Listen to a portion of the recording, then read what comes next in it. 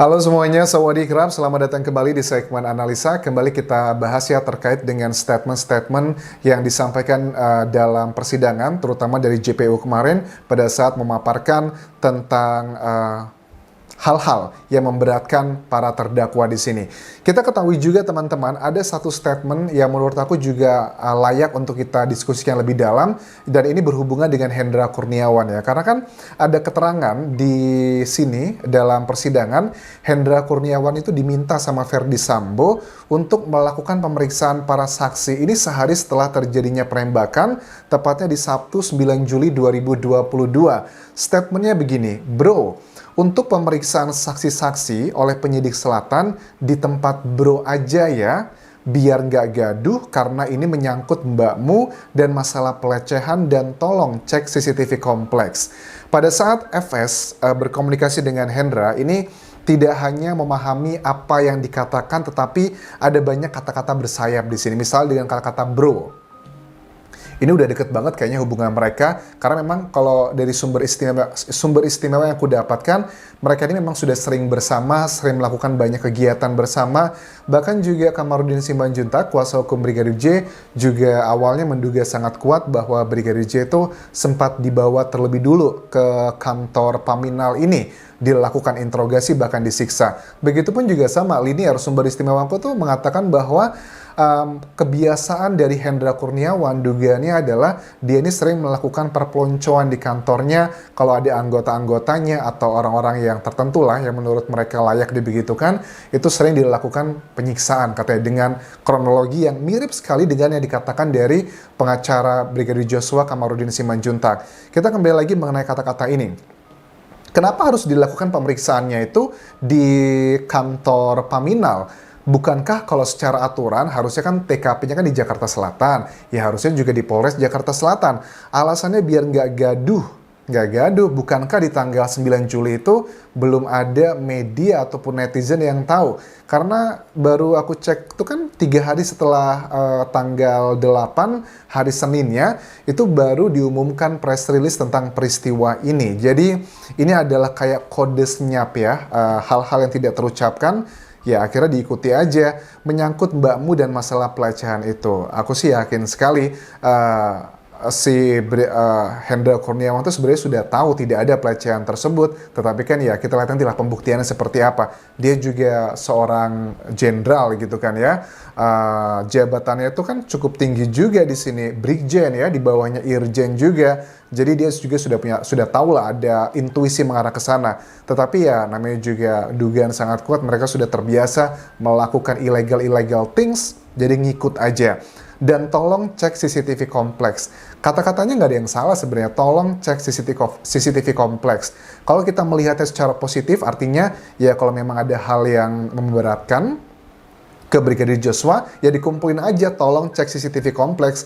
Tidak ada perintah untuk kata-kata kalau ada CCTV yang memberatkan alibi saya, tolong dihancurkan. Tidak ada kata-kata seperti itu. Tetapi ini tersirat dalam pernyataan tersebut, karena pada saat dia ngomong kan ini hanya kutipan-kutipannya aja. Pasti sebelumnya sudah terjadi obrolan, karena kita ketahui juga di tanggal 8 Juli tersebut, di hari penembakan, rombongan yang pertama datang ke lokasi kejadian ya rombongannya Hendra Kurniawan juga, dan dia ditelepon adalah orang-orang yang pertama juga beserta 3 orang lainnya. Jadi sudah banyak kode senyap di sini. Kemudian kita ketahui juga teman-teman, kalau menurut Henry Yosodiningrat, kuasa hukum Hendra Kurniawan, yang namanya pengacara pasti akan membela kliennya, itu betul sekali. Tetapi kan perjuangan yang dilakukan kliennya ini adalah ingin bebas murni sepertinya, karena yang dilakukan itu katanya hanya masalah kepatuhan saja, kepatuhan yang didasari ketidaktahuan kalau itu kebohongan.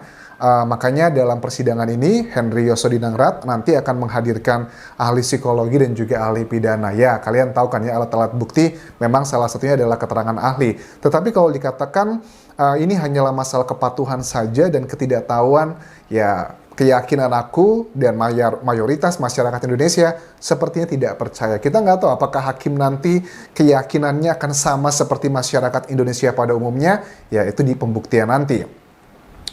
Klien dibohongi setelah semua perintah dilaksanakan menurut Henry. 8 Juli datang ke TKP, ada pelecehan ke mbakmu, pemeriksaan di Paminal biar nggak heboh, itu yang dikatakan. Setelah tahu dari Arif tentang CCTV, saat FS datang, Brigadir J masih hidup, FS bilang itu keliru, masa kalian nggak percaya sama saya, sembari marah dengan nada tinggi. Oke, ini adalah kejadian yang menurut aku bisa menjadi hal yang cukup meringankan ya buat Hendra Kurniawan, tetapi apakah di sini bisa menjadi suatu hal yang menguatkan bahwa ini hanyalah masalah kepatuhan aja? Kalau dari komentar Reza Indragiri, psikolog forensik ya, ada dua hal yang dibahas di sini, ada dua dimensi makro dan juga mikro. Intinya begini, jiwa korsanya ini termanifestasikan dalam hal yang salah. Setiap anggota harus menutupi kesalahan atau aib sesama anggota. Kalau ini terus mewabah, sangat bahaya sama sekali. Dalam keterangannya Hendy mengatakan begini, dalam teorinya sih memang begitu, kita nggak boleh mengikuti, maksud bukan kita, tapi ya petugas Polri ya tidak boleh mengikuti atasannya kalau itu salah, tetapi pada faktanya tidak segampang itu. Dalam teori memang tidak boleh menjalankan perintah yang melanggar aturan, tapi dalam prakteknya itu pimpinan bisa ngamuk kalau nggak diikuti. Tetapi ya kita lihat nanti menurut Reza Indragiri, apakah hakim akan teryakinkan atau tidak. Ada 3 poin dikatakan di sini. Pertama, hakim ingin pastikan tekanan dan ancaman itu nyata atau hanya imajinasi saja dari Hendra Kurniawan. Aku setuju sekali.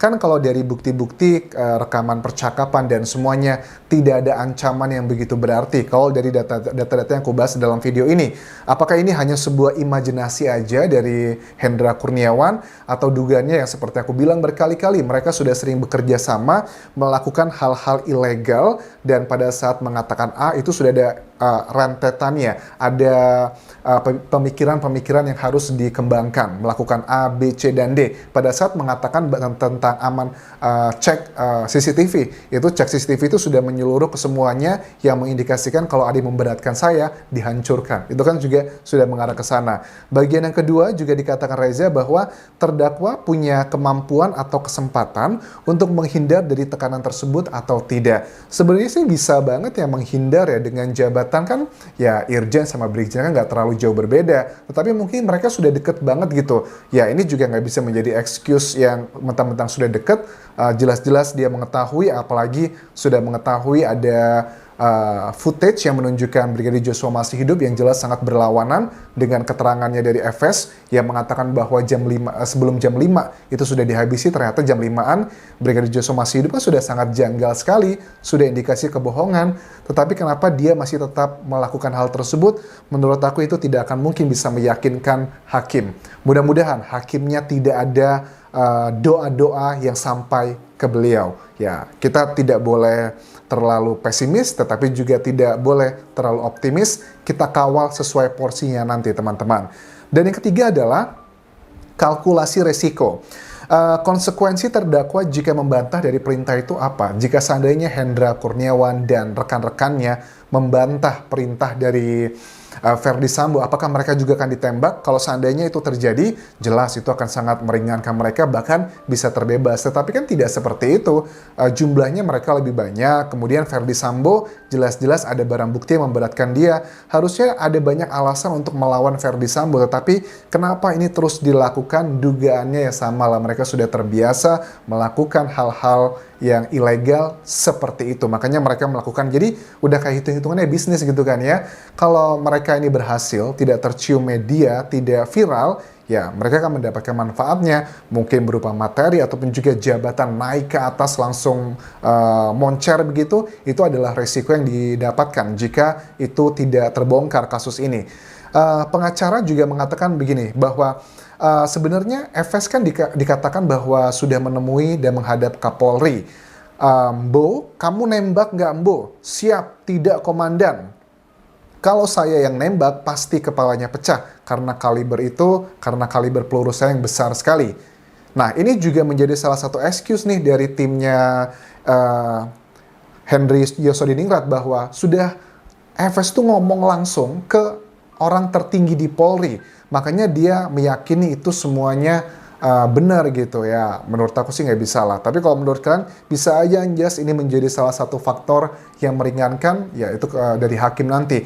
Hal yang disampaikan Reza Indragiri ini juga pastinya akan berlaku untuk Baradae, kemudian Bribka RR, bahkan juga untuk Kuatmaruf, walaupun Kuatmaruf adalah warga sipil, karena hubungannya adalah tentang masalah perintah ini sendiri. Tetapi jujur ya, kalau dari Hendra Kurniawan ini memang sekarang sedang melakukan banyak hal, manuver-manuver untuk meringankan dia. Bahkan kan dia mengatakan, bahkan saya itu ditipu katanya kliennya, Henry Yosodiningrat, bahwa kliennya itu ditipu uang 300 juta untuk sewa pesawatnya aja, jetnya, pesawat jet, yang menuju ke Jambi saat itu belum diganti. Ini sebenarnya adalah hal-hal yang dicari-cari aja. Uang 300 juta bagi seorang Ferdy Sambo itu adalah uang yang kecil banget.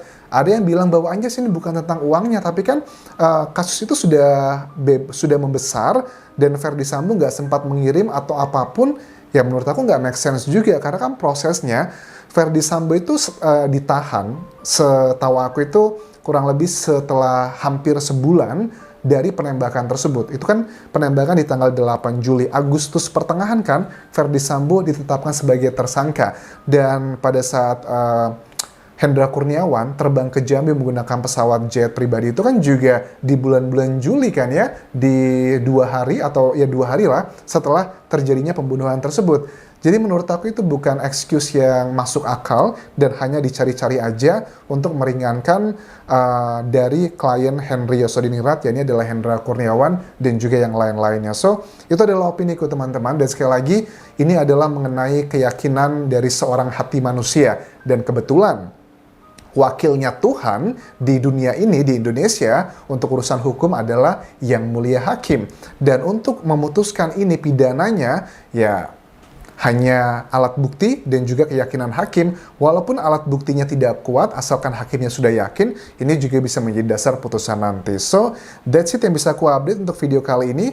Apakah kalian percaya tentang dugaan yang disampaikan dari kuasa hukum Brigadir Joshua, bahwa ada dugaan Brigadir Joshua itu sebenarnya sudah dibawa ke kantor Paminal, dilakukan interogasi, bahkan disiksa juga? Ini sebenarnya masih belum terbukti atau belum terkonfirmasi yes or no. Karena dengan data-data yang kita bahas selama ini, CCTV pun juga kita masih ragu. Bisa aja kan sebelum-sebelumnya, karena diketahui kan Brigadir Joshua itu sudah komplain ke pacarnya Vera sebulan sebelum pembunuhan tersebut. Ada hal-hal yang sudah kita bahas, diminta Vera untuk mencari pria lain, minta maaf dan sebagainya. Apakah dia sebenarnya juga sudah diancam, diperiksa, diinterogasi, bahkan juga dianiaya di kantor Paminal juga? Karena Hendra Kurniawan itu setahu aku adalah atasannya langsung dari Brigadir Joshua. Jadi di anggota Polri, kurang lebih dari sumber istimewa yang aku ketahui, kalau ada yang pejabat Polri meminta ajudan, itu semuanya mintanya ke Hendra Kurniawan. Jadi itu adalah hal yang sangat